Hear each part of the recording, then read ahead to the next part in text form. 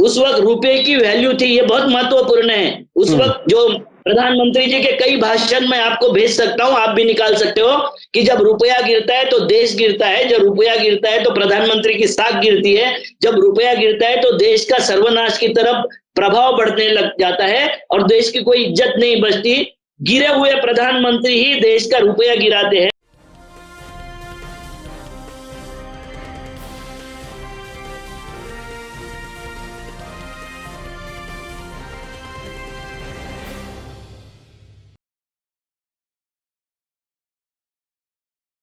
Hello, नमस्कार, आदाब, सत श्री अकाल और अस्सलाम वालेकुम। मैं हूं मोहम्मद अहमद काज़मी, लेकर आया हूं आपका पसंदीदा कार्यक्रम आपके रूबरू। आज मंडे है और आज फिर हम कुछ बहुत ही अहम इश्यूज पर जो कुछ देश के सामने हैं उस पर बात करेंगे अपने खास मेहमान अविनाश काकड़े जी से, जो अध्यक्ष हैं किसान सेवा संघ के, नागपुर में रहते हैं और गांधीवादी विचारधारा के लिए जाने जाते हैं। बहुत ही बेबाक अंदाज में अपनी बात रखते हैं। अब ऐसा लगने लगा है, कुछ लोग हमारे दर्शक भी कमेंट्स में लिखते हैं कि जितना कुछ बेबाकी से बोल लेते हैं अविनाश जी, ऐसे लोगों की तादाद दिन ब दिन कम होती जा रही है। हालात बहुत ही गैर मामूली से हैं। अब बाहर जो प्रोटेस्ट करने वाले हुआ करते थे उनको कुर्की का भेजा जाता था नोटिस और घरों के बिल्डोजर पहुंचाने की बात थी, और अब पार्लियामेंट के अंदर आप क्या बोलेंगे क्या नहीं बोलेंगे, एक ये बात आई कि साहब आप दोगला भी नहीं कह सकते, आप दोहरा चरित्र भी नहीं कह सकते, और बहुत से उस पर हम आपको पहले प्रोग्राम दे चुके हैं। इसके अलावा अब ये हुक्म आया है दरबार से कि अब पार्लियामेंट के अंदर जो कभी कभी आप लोग तस्वीरें देखते थे मेंबर ऑफ पार्लियामेंट वो बाहर आकर के महात्मा गांधी जी की स्टैचू के सामने जो प्रोटेस्ट कर लेते थे, अब वो भी नहीं होगा। अब हमारी डेमोक्रेसी किस तरफ जा रही है इस पर बात करेंगे और ये समझने की कोशिश करेंगे कि क्या ये सब मुद्दे जो उठाए जा रहे हैं कुछ और मुद्दों से आपको दूर रखने के लिए उठाए जा रहे हैं या क्या कुछ है इसका मकसद। अविनाश काकड़े जी, वेलकम है आपका। मीडिया स्टार वर्ल्ड को आपने समय दिया। आप ये बताइए कि ये जो पार्लियामेंट में मेंबर्स ऑफ पार्लियामेंट जो आम लोगों के नुमाइंदे होते हैं, जिनको एक बड़ी तादाद देश के आम लोग चुन करके भेजते हैं कि वो उनकी बात रखें, चाहे वो गवर्नमेंट में हो या अपोजिशन में हो, वो अवामी नुमाइंदे होते हैं, उनका मुंह बंद करने की पूरी कोशिश की जा रही है, वो कुछ ना बोले, ये कोशिश की जा रही है। आप इसे कैसे देखते हैं और इसका मकसद क्या है, क्यों कुछ ऐसा हो रहा है? देखो, दुनिया में 3 तरीके की सत्ता है, एक धर्म सत्ता, एक अर्थ सत्ता और एक राज सत्ता। अर्थ सत्ता सारी सत्ताओं को चलाती है। आज के तारीख में तो अर्थ सत्ता सर्वोपरि है, वो सबको चलाती है। अर्थ सत्ता नहीं चाहती है कि कोई राजतंत्र या बाकी कोई तंत्र उसको सवाल करे। अब जिस देशों ने, यूरोप अमेरिका जैसे देशों ने, जो विकसित देश है, उन्होंने इन तीनों सत्ताओं को अलग अलग रखा है। ये घालमेल करते हुए नहीं दिखते, पहले करते थे, ईसाई घालमेल होता था तो वो पोप को बता दिया कि आपकी वैटिकन सिटी का एडमिनिस्ट्रेशन आप संभालोगे, आप खाली हमको धर्म समझाओगे, बाकी कुछ नहीं समझाओगे। ये जिन लोगों ने धर्म सत्ता को अलग रखा, अर्थ सत्ता को अलग रखा, वो राज सत्ता व्यवस्थित चल रही है, उसको नियम अनुसार चल रही है। मगर जहां धर्म सत्ता हावी हो गई या अर्थ सत्ता हावी हो गई, उस देश के हाल बहुत बुरे हैं। इस्लामिक कंट्रियों में इस्लामिक रूल लाने की बात करते हैं, मोहम्मद साहब ने कहीं पर इस्लामिक रूल नहीं लाया। इतनी सारी उन्होंने लड़ाइयां जीते, इतने सारे लोगों को पराजित किया, कहीं खुद को सुल्तान और बादशाह घोषित नहीं किया उन्होंने, और कोई इस्लामिक रूल की बात नहीं किया। उन्होंने जनता के रूल की बात किया था, मेरे जानकारी के अनुसार, कि जो जैसा है वैसा रहे, अपनी वर्शिप करे, एक दूसरे के इसमें घालमेल न करे और बात न करे। क्योंकि भारत में ये तीनों सत्ता एक जगह आ गई है, तीनों की तीनों सत्ता एकत्रित हो गई है, और उस पे कोई लोग, ऐसे लोग बैठ गए हैं जो तीनों सत्ता का दोहन करके इस देश में ऐसी अवस्था लाना चाहते हैं कि कोई सवाल पूछने लायक न बचे। वो नहीं चाहते हैं कि सवाल कोई पूछे। अब आप मुझे बताइए कि इन्होंने जुमला जीवी शब्द असंसदीय घोषित कर दिया। भाई, जुमला जीवी 2 करोड़ युवाओं को रोजगार, प्रतिवर्ष रोजगार देने की बात, विदेशों से काला धन लाने की बात, किसानों की आय दोगुनी करने की बात, महंगाई कम करने की बात, रुपयों को मजबूत करने की बात, 5 ट्रिलियन इकोनॉमी को बनाने की बात, ऐसे असंख्य बातें इन्होंने बोली है, उसको जुमला ना बोले तो क्या बोले? जब वो मोदी पूरा जी नहीं हुआ, बोले? जब वो पूरा नहीं हुआ तो जुमला ही रह गया वो। हाँ, तो उसको क्या जुमला जी भी ना कहे तो क्या मोदी जी भी कहे? क्या कहे अच्छा उसको? अच्छा, मुझे जुमला पे एक बात याद आ रही है। हमारे गृह मंत्री जी ने 15 लाख की बात जब याद दिलाई इलेक्शन के दिनों में, तो उन्होंने कहा कि साहब ये तो इलेक्शन का जुमला था, इसमें क्या बात हुई। तो अब वो जुमले बात वाली बात भी आप पार्लियामेंट में नहीं करेंगे। तो मैं यही बोल रहा हूं कि इन्होंने जो जुमला जी भी कोरोना स्प्रेडर बोला था। हाँ। भाई हरिद्वार में कुंभ हो रहा था तो कोरोना स्प्रेड नहीं हुआ, मगर दिल्ली में जो हो रहा था तबलीगी जमात हो रही थी, वो कोरोना स्प्रेडर थी। भ्रष्ट, अब भ्रष्ट को भ्रष्ट नहीं कहोगे तो क्या कहोगे? मुझे नहीं समझ में आ रहा है कि भ्रष्ट को क्या करना चाहिए, क्या कहना चाहिए। बाल बुद्धि, विश्वासघात, शकुनी, नौटंकी, ढंडोरा पीटना, बाहरी सरकार, कोयला चोर, चरस पीते हैं, सांड, काला दिन, ऐसे अनगणित शब्द है जो शब्द रोजमर्रा के हैं। हिंदी के शब्द है, उर्दू के शब्द है, हमारी बोलचाल के शब्द है। अब ये शब्द अगर नहीं रहेंगे तो वहां क्या करने जाएंगे? चने भूनने जाएंगे पार्लियामेंट में बैठ के? क्या नहीं, वो करेंगे ये पकौड़े लोग? पकौड़े पकौड़ों का कोई इंतजाम तो नहीं किया गया वहां पकौड़े बनाने का? तो मुझे ऐसा लगता है कि पकोड़े का इंतजाम किया या क्या किया। संसद के प्रतिबंधित शब्दों का कुछ पर्यायवाची शब्द मैं आपको बता देता हूं कि तानाशाही नहीं बोल सकते, मोदी शाही बोलना चाहिए। दादागिरी नहीं बोल सकते तो उसको मोदी और शाहगिरी शाही बोलना चाहिए। जुमला जी भी नहीं बोल सकते तो मोदी जी भी बोलना चाहिए। जयचंद नहीं बोल सकते तो जयचंद बोलना चाहिए। शकुनी नहीं बोल सकते तो अब शकुनी बोलो। खून की खेती नहीं बोल सकते तो खेती का खून बोलो। बाहरी सरकार नहीं बोल सकते, बहरी सरकार तो बोलो कानी सरकार। खरीद फरोख्त, तो क्या ऐसे पर्यायवाची शब्दों से गाली देने से हो जाएगा? ये आपने पर्यायवाची शब्द को आपने ऐसा लगता है कि कई मेंबर्स ऑफ पार्लियामेंट की कुछ प्रॉब्लम्स हल कर दी नई टर्मिनोलॉजी। अभी पिछले दिनों अभी एक एक शायद। शब्द किसी ने पार्लियामेंट में बोला था, चंडाल चौकड़ी है। हाँ। अब ये नहीं बोल सकते, आपको बोलना पड़ेगा हम दो और हमारे दो। हम्म। बात ठीक हो जानी चाहिए ना, बोलना तो पड़ेगा। बोलोगे नहीं तो कैसे होगा? फिर किस बात की डेमोक्रेसी? चिलम देना, अब ये चिलम तो दे ही रहे सबको। अब ऐसा नहीं बोल सकते आप, बोलना पड़ेगा आपको दम मारो दम। कोयला चोर नहीं बोल सकते आप, कोयला खोर बोलना पड़ेगा। चरस पीते हैं नहीं बोलना पड़ेगा, चरस खाते बोते हैं बोलना पड़ेगा। खड़ियाली आंसू नहीं बोल सकते, आपको योगी आंसू बोलना पड़ेगा, जो पार्लियामेंट में बहाए थे योगी साहब ने। तो अरे आपको साहब, वो आपको ये देखिए, आप तो अब लोगों को वो आपने हमने सबने एक जब अंग्रेजी ग्रामर सीखा, उसमें डायरेक्ट और इनडायरेक्ट सेंटेंस सीखे थे, हमें अभी आपको भी याद होगा। तो जो बातें इनडायरेक्ट कही जाती थी, अब तो आप डायरेक्ट बुलवाने की बात कह रहे हैं। तो ये इससे भी पहले बंद हो जाएंगे अगर आप पहले ही टर्मिनोलॉजी बता रहे हैं तो। देखो, ये तो पार्लियामेंट की टर्मिनोलॉजी आई है। सोशल मीडिया की टर्मिनोलॉजी क्या है? ऋषि सुनाक जो है वो भारतीय होने का हमें गर्व है, क्योंकि अब वो प्राइम मिनिस्टर ऑफ लंदन हो रहा है, हमें हाँ। गर्व है। मगर सोनिया गांधी इटालियन होने के कांग्रेस को शर्म आनी चाहिए। हम्म। ये टर्मिनोलॉजी तो उन्हीं की है ना, ये कैसी टर्मिनोलॉजी है?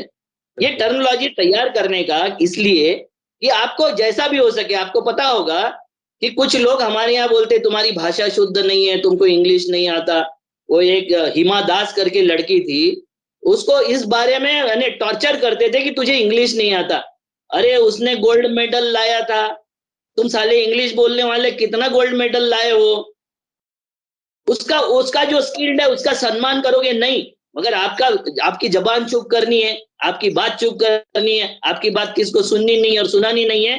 तो इसका मतलब है कि फिर आपके शारीरिक व्यंग पर बोला जाए, आपकी भाषाई कमी पर बोला जाए, आपके चेहरे और हाव भाव के कमी पर बोला जाए। मुद्दों पर बात नहीं होनी चाहिए। बात इस बात पर होनी चाहिए कि आप में कोई कमी निकाल के आपको कैसे चुप कराया जाए। और ये संस्कृति हमारे यहाँ जो आई थी, ये संस्कृति को ही मैं ब्राह्मणिज्म की संस्कृति कहता हूँ। तो अब ये बताइए कि ये तो बात सामने आ गई कि मेंबर्स ऑफ पार्लियामेंट को खामोश करने की कोशिश है, और ऐसी कोशिश है कि किसी किस्म का भी अब गौर करके देखें, सोचें, जो बात अब कही गई है अगर इस पर वाकई पूरी तरह से अमल होने लगा तो अखबार वाले, मीडिया वाले, अगर कोई कुछ है भी, सोशल मीडिया, हालांकि तो जिसे मेन स्ट्रीम मीडिया कहा जाता है वो तो अक्सर गोदी मीडिया बन गया है, लेकिन जो कोई भी अगर कोई पत्रकारिता जिंदा रखना चाहेगा तो संसद में या बाहर कुछ वो बोलेगा, उसी को तो रिपोर्ट करेगा। इसका मतलब ये हुई कि ये हुआ कि सरकार को क्रिटिसाइज करने वाला कोई भी लफ्ज जब पब्लिक में आएगा ही नहीं, तो पब्लिक के सामने तो सरकार की पॉजिटिव इमेज ही रहेगी, उसके नुक्ताचीनी तो कोई फिर रहेगी नहीं, फिर क्या होगा? इसके ऊपर ओम बिरला जी कहते हैं कि हमने बोलने से थोड़ी मना किया है, पार्लियामेंट के रिकॉर्ड में नहीं आएगा, उन्होंने ये कहा है। जैसे मैं आपको बता देता हूँ, 22/11/2014 को अशोक सिंघल जी का स्टेटमेंट है कि 800 सालों बाद पहला हिंदू शासक हुआ। 8 सितंबर 2018 को मुसलमान, भागवत जी बोलते हैं मुसलमान ना चाहिए कहने से हिंदुत्व नहीं रहेगा। मतलब देखिए, 2 जुलाई 2022 को बोलते हैं आरएसएस राजनीति से दूर है, सरकार की नीतियों में आरएसएस का कोई दखल नहीं है। 22 में ये बोल रहे। 21 में इन्होंने बोला था कि आरएसएस चीफ मोहन भागवत जी कहते थे हिंदुत्व एक सर्वसम्मत विचार है जो परंपराओं से चलते आ रहा था और चलते आ रहा है, इसमें वैचारिक विविधता का सम्मान हम करते हैं। आप मुझे बताइए कहाँ वैचारिक विविधता का सम्मान करते हो? आप तो वैचारिक विविधता के नाम पर आपकी बात थोपना चाहते हो, सांस्कृतिक राष्ट्रवाद आप थोपना चाहते हो। संस्कृति एक गांव में अलग अलग जातियों की और एक ही जातियों की अलग अलग होती है। अगर एक गांव में एक ब्राह्मण के 4 मकान हैं, एक सर्विस क्लास का मकान है, एक पूजा पाठ वाले का मकान है और एक महाब्राह्मण मतलब जो कर्मकांड करता है मौत के बाद के, उनका मकान है, तो तीनों की संस्कृति अलग होती है। ये संस्कृति से समाज बनाने वाली बात ही नहीं है, इनको समाज को जोड़ने वाली, देश बनाने वाली बात नहीं है। ये सांस्कृतिक राष्ट्रवाद बनाना चाहते हैं। इसका मतलब है कि वो जो बोले वह सही, उसके बाद में आपकी नाटक और कोई बोले तो वो सब गलत, जो वो बोले वो बिल्कुल सही। तो अच्छा, ये सभ्यता मिटाना चाहते हैं। आप जिसको हर वक्त बोलते रहते, हम बोलते रहते कि गंगा जमनी तहजीब है, तहजीब का मतलब सभ्यता। ये सभ्यता को मिटाना चाहते हैं, अपनी संस्कृति आप पे थोपना चाहते हैं और उसका राष्ट्रवाद पैदा करना चाहते हैं। ये जिस भी देश ने किया है, इस तरीके की हरकत जिस देश ने की है, वहां ना तो संस्कृति बची है, ना सभ्यताएं बची है, ना वहां राष्ट्र बचा है। अच्छा, ये सब क्या क्या छुपाने की कोशिश है जो इन चीजों में बिजी रखने की बात की जाती है? ये कभी हिजाब, कभी हलाल, कभी कुछ और, कभी कुछ और। इसके पीछे की राजनीति और पीछे की साजिश क्या चीज है? क्या आपको क्या लगता है? क्योंकि आप कई बार इशारों में कहते रहे, आप थोड़ा सा खुल के बात कीजिए आज। देखो, अभी पटना के एसएसपी मानवजीत सिंह ढिल्लों ने कहा कि पीएफआई और आरएसएस ये एक ही सिक्के के 2 पहलू है। अब इसमें आरएसएस वाले और बीजेपी वाले बहुत चिढ़ गए। मगर आपको बता देता हूं कि ये पीएफआई जो है वो सिमी का बाप है। आरएसएस, बजरंग दल, विश्व हिंदू परिषद और इस तरीके के जो संगठन हैं जो मारकाटी मचाते, उनका बाप है। उनकी प्रगट, ये दोनों का उन्होंने क्या कहा है, एसएसपी ने कहा कि लाठी और हथियार से शारीरिक प्रशिक्षण दोनों देते हैं, दोनों ब्रेन वॉश के कार्यक्रम चलाते हैं, दोनों को धर्म का राज्य स्थापित करना है। आरएसएस भी चाहती है धर्म का राज्य स्थापित हो और पीएफआई भी कहती है कि धर्म का राज्य स्थापित हो। अब इन्होंने पीएफआई का जो घोषित एजेंडा है वो क्या है? मुस्लिमों को आरक्षण दिलाना। भाई घोषित क्या कर रहे, कर क्या रहे, इसको एक बार समझ लो। दूसरा उनका एजेंडा है सच्चर कमेटी के खामियों को दूर करना। तीसरा एजेंडा है आतंकवाद विरोधी अधिनियम यूएपीए का विरोध और संवैधानिक तरीके से करना। चौथा है रंगनाथ मिश्रा कमेटी की सिफारिशों को लागू करवाना। ये उनके घोषित एजेंडे है। आरएसएस के घोषित एजेंडे क्या है? सांस्कृतिक राष्ट्रवाद फैलाना, हिंदुत्ववाद का प्रचार प्रसार करना, गैर राजनीतिक संगठन है हमारा और उसको गैर राजनीतिक तरीके से चलाना, ओबीसी एससी एसटी को हिंदुत्ववादी बनाना, हिंदू नहीं रहने देना। जैसे मुसलमानों को मुसलमान नहीं रहने देना, कट्टर मुसलमान बनाना, वैसे इनको भी कट्टर हिंदू बनाना है कि भाई जैसा ही दूसरा रिएक्ट करता है, दूसरे ने कुछ किया, उसने गला काटा, आप पूरी गर्दन काट दो, कोई टेंशन नहीं। उसने 2 लोग मारा, हम उसके 10 लोग मार दें। ये जो है प्रतिक्रिया, ये प्रतिक्रियावादी संगठन उनको बनाना है और हिंदू धर्म के तथाकथित अपमान से बचाना है। अब मेरे भगवान का अपमान कौन कैसे कर सकता है, मुझे नहीं पता। भगवान तो मेरी रक्षा करेगा, भगवान अपमान से निपट लेगा, अपनी उसकी उसके तरीके की है। इसमें क्या है, आपको एक बात बताता हूँ कि ये महंगाई जो है, ये मुद्दा है हमारे यहाँ देश में। अब ये महंगाई किन लोगों को नहीं समझ में आती है? जो बाप का खाता होगा, बाप कमाता है और ये खाता होगा, उसको महंगाई का कोई मतलब नहीं है। जो हराम का खाता होगा, चोरी चकारी भ्रष्टाचार का पैसा लेके और खाता होगा, उसको महंगाई से कोई मतलब नहीं है। और जो मांग कर खाता होगा फकीर, उसको महंगाई से कोई मतलब नहीं है। तो ये फकीरों की जमात जब देश में शासन करने लग जाती है, तब इनको समझ में नहीं आता है कि अब की बार डॉलर 80 पार हो गया। नहीं समझ में आता है। इनके पास में आज भी मुद्दे हैं लल्लू मॉल के और कावड़ियों के। लल्लू मॉल खुले में नमाज कैसे पढ़वाता है? मॉल है, सार्वजनिक अपनी उसकी प्राइवेट प्रॉपर्टी है, उसने नहीं, बिल्कुल नहीं पढ़ना चाहिए, सार्वजनिक जगहों पर नहीं होना चाहिए नमाज, मैं भी मानता हूँ। मगर कावड़ियों के लिए 9 नंबर और 24 नंबर हाईवे जब बंद किए जाते, उसको क्या कहोगे? ये दोहरे मापदंड। मतलब सर तन से जुदा बंद होना चाहिए, मगर राम राम चिल्लाएंगे और मुल्ले काटे जाएंगे, इसके ऊपर भी पाबंदी तो आनी चाहिए कि नहीं आनी चाहिए।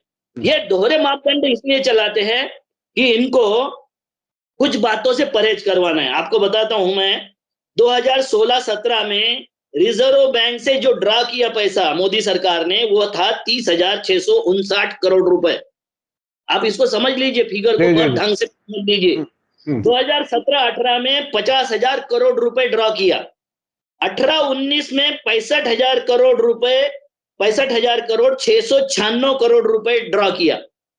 और पेंडामिक में उन्होंने 1,65,000 करोड़ रुपए ड्रॉ कर दिया। चुनावी वर्ष और पेंडामिक आना ही था, उस वक्त ड्रॉ कर दिया। पेंडामिक जब पूरे जोश शोश में आ गया तो 57,128 करोड़ रुपए निकाल लिया। और 2020-21 में 99,222 करोड़ रुपए इन्होंने ड्रॉ कर लिया। आपको एक बात बताता हूं कि 50,000 करोड़ से कभी सरकार ने ड्रॉ नहीं किया था अपने 70 साल के इतिहास में। 50,000 करोड़ से नहीं निकाला था ज्यादा। जब बांग्लादेश का वॉर हुआ था तो इंदिरा जी ने 70,000 करोड़ रुपए मांगा था। रिजर्व बैंक के सब लोगों ने एक स्वर में बोला था कि नहीं दे सकते, हमको इकोनॉमी संभालनी है, हमको हमारा देश का सारा इकोनॉमिकल ढांचा संभालना है, क्योंकि महंगाई बढ़ जाएगी तो आप फिर बोलोगे 6 महीने में आप नोटिस दे दोगे हमको और बोलोगे कि महंगाई पर नियंत्रण रहिए, कैसे चला रहे हो इकोनॉमी। तो उन्होंने बोला था स्पष्ट शब्दों में कि हम नहीं देंगे। उस वक्त भी उन्होंने 50,000 करोड़ रुपए ही दिया था।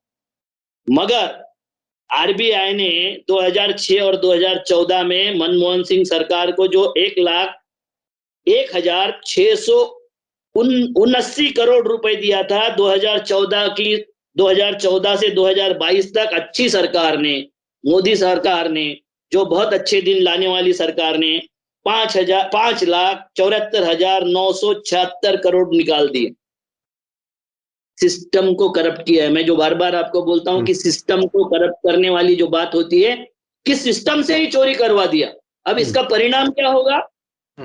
परिणाम ये होगा कि जब भी हमारा कोई इंस्टीट्यूशन डूबने लगेगा, जब भी हमारी कोई बैंक डूबने लगेगी, जैसे 13 बैंकों का मर्जर करके 5 बैंक बनाया और वो 5 बैंक डेप्थ में चली गई, अब उस बैंक को अगर बचाना होगा तो रिजर्व बैंक के खुद के कपड़े उतर चुके, खुद रिजर्व बैंक नंगी खड़ी है। और रिजर्व बैंक के अरविंद सुब्रमण्यम जी बोलते हैं कि इसके बाद आपको कोई भी, यानी जो ये है क्या बोलते हैं, देश को इकोनॉमिकल जो ये आएगा, फाइनेंशियल क्रश आएगा, उससे बचाने वाली रिजर्व बैंक नहीं है, क्योंकि रिजर्व बैंक भी कंगाली के मोड़ पर है। अब आपको एक दूसरी और बात बता देता हूं। गवर्नमेंट ऑफ इंडिया की डेब्ट जो है 2014 में 56 लाख करोड़ थी, 2022 में बढ़ के हो गई 139 lakh crore. Per capita income 2014 में था, पर कैपिटा डेप्थ मतलब पर पर्सन पर जो कर्जा था वो था 44,348, इतना पैसा था। आज हो गया 1,01,048 रुपए, करीबन दुगने से ज्यादा हो गया। अनएम्प्लॉयमेंट रेट उस वक्त थी 4.7, आज अनएम्प्लॉयमेंट रेट है 7.8। उस वक्त रुपए की वैल्यू थी, ये बहुत महत्वपूर्ण है। उस वक्त जो प्रधानमंत्री जी के कई भाषण मैं आपको भेज सकता हूं, आप भी निकाल सकते हो, कि जब रुपया गिरता है तो देश गिरता है, जब रुपया गिरता है तो प्रधानमंत्री की साख गिरती है, जब रुपया गिरता है तो देश का सर्वनाश की तरफ प्रभाव बढ़ने लग जाता है और देश की कोई इज्जत नहीं बचती। गिरे हुए प्रधानमंत्री ही देश का रुपया गिराते हैं। 2014 में 59 रुपए का था, एक डॉलर का 59 रुपए वैल्यू था, आज 80 रुपए पार हो गया 2022 में। एलपीजी उस वक्त 410 रुपए में मिलती थी गैस, आज 1053 रुपए में मिलने लग गई है। और ट्रेड डेफिसिट जो बोल रहे हैं, दौड़ो इंडिया, करो इंडिया, स्केल इंडिया, घर में इंडिया, बाहर इंडिया, शेयर इंडिया, गीदड़ इंडिया, उसका क्रेडिट ट्रेड डेफिसिट है 2014 में था 135 बिलियन डॉलर, आज है 2022 में 190 बिलियन डॉलर। अब इसको आप क्या कहोगे? देश की सारी परिसंपदा किसी 2 परिवारों के पास में, और आपको बहुत जिम्मेवारी के साथ बताता हूं कि 57 परिवारों के साथ में 70% प्रॉपर्टी इस देश की कॉन्सेंट्रेट हो चुकी है। 70% प्रॉपर्टी पर 57 परिवारों का ही कब्जा हो गया है। हमारे देश का सारा इकोनॉमी गड़बड़ा गई है। और ये गड़बड़ाने के कारण अभी कल मैं एक फ्यूनरल में गया था, वहां कुछ अफसरों से और कुछ नेताओं से बातचीत हुई। अफसर तो पुलिस अफसर थे, उन्होंने बोला था, अविनाश जिस तरीके से आप बोलते हो लोगों को डर लगता है बोलने के लिए, और हमें तो आपका भी डर लगता है कि आपके साथ कुछ ना हो जाए। मगर एक बात आपको बोलता हूं कि हमारे एक्सपीरियंस, जो सर्विस एक्सपीरियंस है, उसके ऊपर मैं बोलता हूं, ये मैंने उत्तर प्रदेश में भी सुना, दिल्ली में भी सुना और यहां भी सुना हूं कि देश वो जो ज्वालामुखी के मुहाने पर बैठा हुआ है। कब विस्फोट हो जाएगा और किस तरीके से विस्फोट हो जाएगा उसका कुछ नहीं बोल सकते। हमारे यहाँ जातिगत धर्मगत विवाद को इस कगार पर लाके खड़ा कर दिया है कि वो कगार कब फूट पड़ेगी और उसकी बड़ी सी दरार हो जाएगी, उसका भरोसा आज हमारे देश के लोगों को नहीं रहा है। और ये करके किसको फायदा होता है? तो आपको मालूम है कि देश को विभाजित करके, जो 2 फेज में मैंने बताया, एक किताब मैं पढ़ रहा हूं, हिंदुत्ववादी राजनीति की footstep, the making of Hindu India, उसमें वो कहते हैं कि एक फेज था दंगलों का जो 1947 से 1986 तक होती थी, और दूसरा फेज आया 1987 से 2011 तक का। और ये CRI NSPO का ये जो रेपुटेड ये है एजेंसी, उसका ये संशोधन है, उसका ये रिसर्च है। और उन्होंने जिस तरीके से जो जिस तरीके से ये हुआ है, धार्मिक विवाद हुए हैं, दंगल हुई है, उसमें इन्होंने बताया है कि धार्मिक विवाद करने की सबसे ज्यादा क्षमता अगर किसी में होगी तो एक ही संगठन में है, वो संगठन है RSS। क्योंकि उनके 5 जो स्टेप है वो हर वक्त देश में विवाद पैदा करती है। पहला उनका विरोध है अस्पृश्यता मिटाने को, उनका विरोध है, वो अस्पृश्यता मिटाना नहीं चाहते। वो पूरे संविधान की जितने फंडामेंटल है उसको बदल के अस्पृश्यता कायम रखना चाहते हैं, क्योंकि उनको लगता है जाति ये भगवान की देन है, हमारा नहीं है। अस्पृश्यता ये भगवान की दी हुई है, क्योंकि उन्होंने पिछले जन्म में पाप किया था, ये अस्पृश्य रहना चाहिए। दूसरा उनको था हिंदू कोड बिल का विरोध किया था उन्होंने।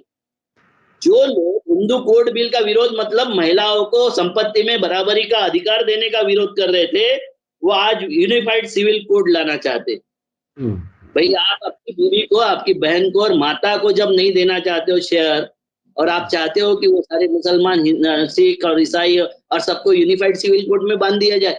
हिंदू बिल का आपने जो विरोध किया था वो बहुत खतरनाक विरोध था, और ये विरोध उन्होंने 1947 में ही शुरू कर दिया था। दूसरा एक बात आपको बता देता हूं कि वो सारे देश में गोहत्या बंदी को मैंने लागू करना चाहते। हमारा देश गोहत्या बंदी को उस तरीके से सर्टिफाइड तरीके से या पूरे देश में रैंडम तरीके से नहीं करना चाहता था, वो करना चाहते। मतलब उनके अरुणाचल के और गोवा के मंत्री जो गोमांस खाते हैं और वो बोलते कि किसके माइक में जना है कि हमारा वो गोमांस बंद कर दे, हम तो एक्सपोर्ट करेंगे और हम तो ये करेंगे, और हमारा देश गोमांस एक्सपोर्ट में नंबर 1 पर आ गया। कथनी करनी का मामला देख लीजिए। दूसरा, पूजा स्थल, सार्वजनिक स्थलों पर सबका अधिकार होना चाहिए, ये जो कहना है हमारा, उनका कहना है कि कुछ विशिष्ट लोगों का ही अधिकार होना चाहिए, सबको नहीं। ओबीसी, SC, ST, माइनॉरिटी के लोगों का उस पर अधिकार नहीं होगा। और तीसरी बात है, अंतिम बात, कि मुस्लिमों की बढ़ती आबादी का लबोलुआब खड़ा करना। भाई, मैं बहुत जिम्मेदारी के साथ बोलता हूं कि जब हमारा देश बटा था 30 करोड़ जनसंख्या थी, उसमें 7 करोड़ मुसलमान थे। उसमें से कुछ अगर चले गए होंगे 1-2 करोड़, मुझे नहीं लगता इतने गए। मगर आप जनसंख्या के फिगर निकाल के देखिए, 51 के फिगर निकाल के देखिए, 31 के फिगर निकाल के देखिए, आपको समझ में आ जाएगा कि पाकिस्तान में कितने हिंदू बचे थे और हिंदुस्तान में कितने मुसलमान बचे थे। और उसके अनुपात में अगर हमारी जनसंख्या 140 करोड़ के पार हो गई है, तो मुस्लिम कितने हैं? वो भी बोलते हैं कि मुस्लिम जो जनसंख्या हमारे यहाँ 21-22 करोड़ है। तो ये जो हवा खड़ा करते 2050 में सारा देश इस्लामिक राष्ट्र बन जाएगा, कैसे बन जाएगा? जब उसमें किताब है जनसंख्या का कैसे ग्रोथ हो रहा है, किस तरीके से ग्रोथ हो रहा है, मुस्लिमों ने कैसे ग्रोथ को अभी कम कर दिया है, ये सब जिसमें दिखाया है। तो लिखना पढ़ना है नहीं, हमको समझना है नहीं, क्योंकि हमारे जो उद्देश्य है वो उद्देश्य अलग है। इनके राज्य चलाने के उद्देश्य, इनको राष्ट्र बनाने के उद्देश्य अलग है। इनको धर्म सत्ता, राज सत्ता और अर्थ सत्ता तीनों पे कब्जा करना है, और इसी एक कम्युनिटी का कब्जा हो जाए और बाकी सारे लोग प्रजा करके जिए।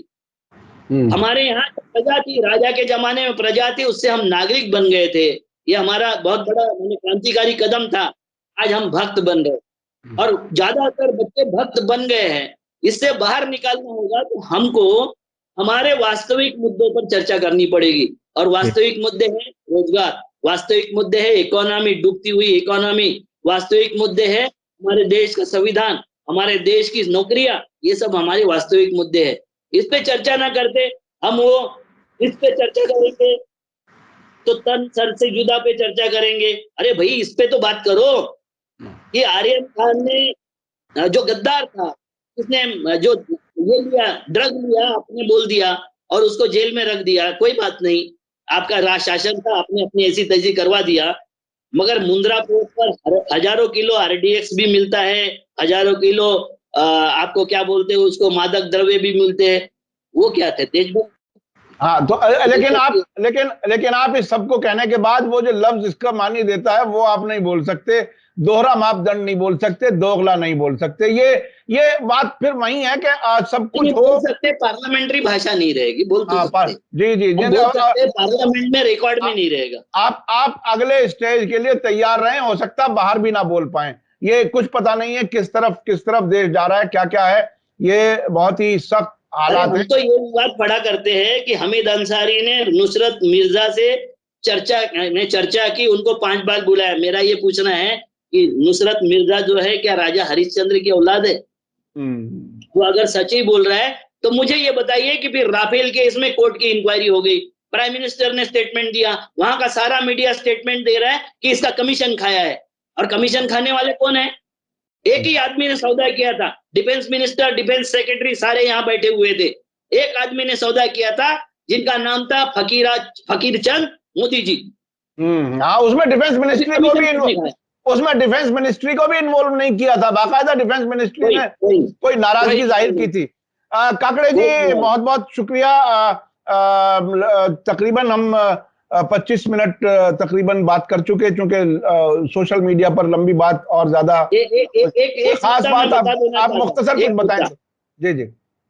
ये चाइल्ड लेबर स्कूल को फंड नहीं देते, समग्र शिक्षा अभियान का NCP national child labour protection में मर्ज कर दिया, और उसके बीजेडी के चेयरमैन है स्टैंडिंग कमेटी ऑफ लेबर के महताब भातृहरि, ये बोलते हैं 14 विभागों से मैंने पूछताछ किया है, किसी के पास में चाइल्ड लेबर का फिगर नहीं है। इनके पास में बांग्लादेशियों के फिगर है, इसके पास में रोहिंग्या के फिगर है, नहीं सब बांग्लादेश मजलिसों के फिगर है, मगर इनके पास में देश में चाइल्ड लेबर के फिगर नहीं है। जी नहीं, वो भी फिगर नहीं है साहब। एक बार बांग्लादेश के मिनिस्टर ने पूछ लिया था कि आप हमें डिटेल दे दो, हम भारतीयों को यहाँ काम नहीं करने देंगे। उसके बाद एक बार भी बांग्लादेशी वाला मामला नहीं उठाया इसी सरकार ने, जो उस पर इलेक्शन जीतती रही है, लोगों को एक तरह से भ्रमित करके। बहुत बहुत शुक्रिया अविनाश काकड़े जी, आपने मीडिया स्टार वर्ल्ड के दर्शकों को वक्त दिया। बहुत बहुत शुक्रिया। और बहुत कुछ लेते हो, हमसे बात करते हो, बहुत अच्छा लगता है। आपके दर्शकों को भी शायद मेरा अच्छा लगता है, मगर इकोनॉमिकल इशू पर आपके लोगों को बोलिए कि इसको शेयर करें ज्यादा से ज्यादा। मैं बिल्कुल ये कर रहा हूँ, और मेरा एक चैनल है अविनाश काकड़े नाम से, उस पे भी आप आग्रह अगर करोगे लोगों को आने का, तो मैं बहुत अविनाश काकड़े जी के चैनल को आप जरूर देखें भी और सब्सक्राइब करें। वो हमारे चैनल पर तो तकरीबन सप्ताह में एक बार, लेकिन उसके अलावा वो और भी बहुत सी बातें करते हैं। उसको देखने सुनने के लिए आप उनके चैनल को देख सकते हैं, सब्सक्राइब कर सकते हैं। बहुत बहुत शुक्रिया अविनाश काकड़े जी। इसी के साथ मुझे दीजिए इजाजत। धन्यवाद, शुक्रिया। जय भारत, जय हिंद। मीडिया स्टार वर्ल्ड के और वीडियो देखने के लिए हमारे चैनल को सब्सक्राइब करें और सीधे नोटिफिकेशन पाने के लिए बेल आइकन दबाएं। और अगर हमारी खबर सच्ची और अच्छी लगे तो अपने व्हाट्सएप, इंस्टाग्राम, फेसबुक और ट्विटर अकाउंट पर जरूर शेयर करें।